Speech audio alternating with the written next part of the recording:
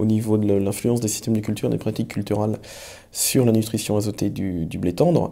La présentation qui est faite lors de ce colloque s'axe sur 3 échelles de temps.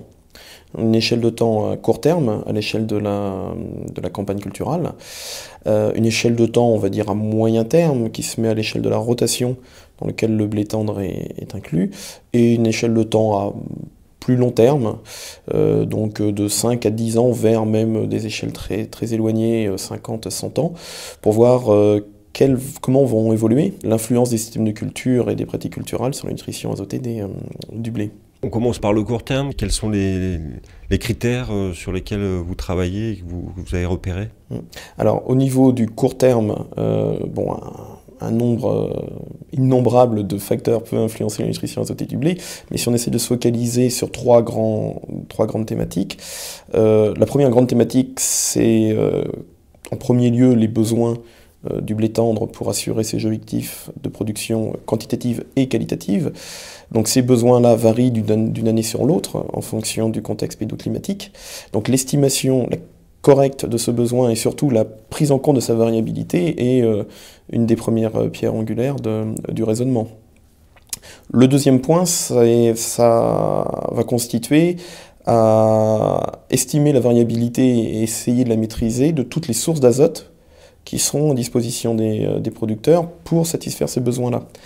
Et donc dans ces sources d'azote-là, en premier lieu, nous avons bien entendu les ressources naturelles du milieu, les fournitures d'azote par le sol, qui elles aussi sont affectées d'une certaine variabilité pédoclimatique, qui peuvent aller d'une année sur l'autre, d'une variation de 25 à 50 kg d'azote par hectare, par exemple.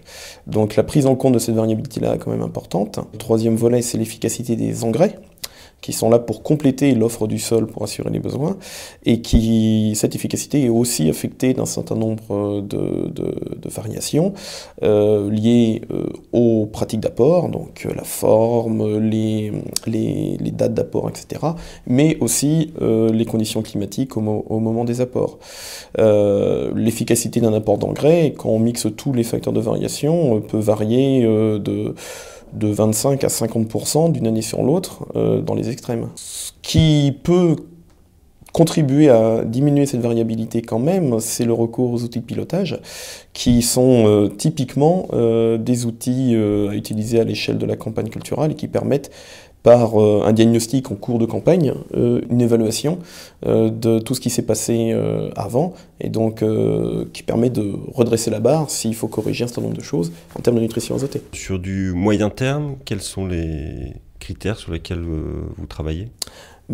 Au niveau du moyen terme, on s'intéresse aux autres cultures qui sont dans la rotation et qui sont susceptibles par leur présence de fournir de l'azote au blé tendre. Donc en premier lieu, historiquement, tout ce qui a été travaillé, c'est la présence de légumineuses en tant que culture dans les rotations. Donc par exemple, à l'occasion de ce colloque, on donne un exemple de conséquences de l'insertion de pois protéagineux dans des rotations contenant du blé tendre, qui permet d'améliorer significativement à la fois la production et la nutrition azotée du blé tendre, mais on peut étendre les exemples à d'autres situations d'insertion de légumineuses, par exemple les légumineuses, ou au moins des mélanges à base de légumineuses en interculture. Sur une échelle de 5-10 ans, voire le siècle, quelles sont là les observations que vous effectuez?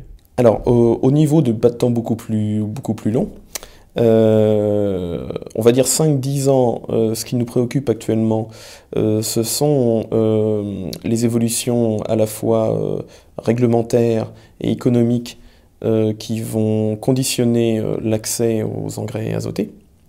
Donc économique bien entendu avec la fluctuation des cours des engrais, réglementaires très liés aux problématiques environnementales de l'utilisation des engrais, donc liés soit à des réglementations directives nitrates, soit à d'éventuelles futures réglementations liées au bilan énergétique des exploitations et des filières, et des bilans gaz à effet de serre aussi des exploitations et des filières. Pour ce dernier point-là, la nutrition azotée est au premier rang de levier d'action, parce que l'utilisation d'engrais azotés a un poids non négligeable dans tout ce qui est bilan énergie et gaz à effet de serre de la production agricole.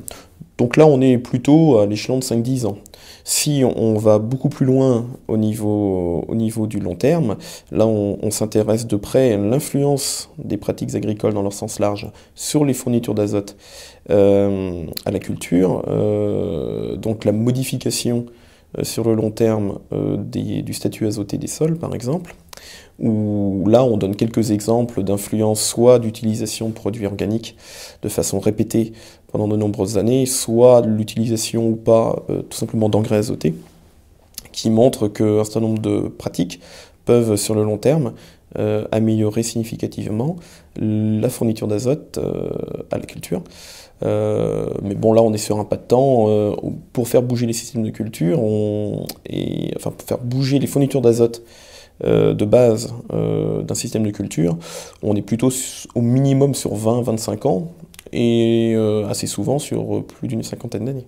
Monsieur Cohan, merci. Je vous en prie.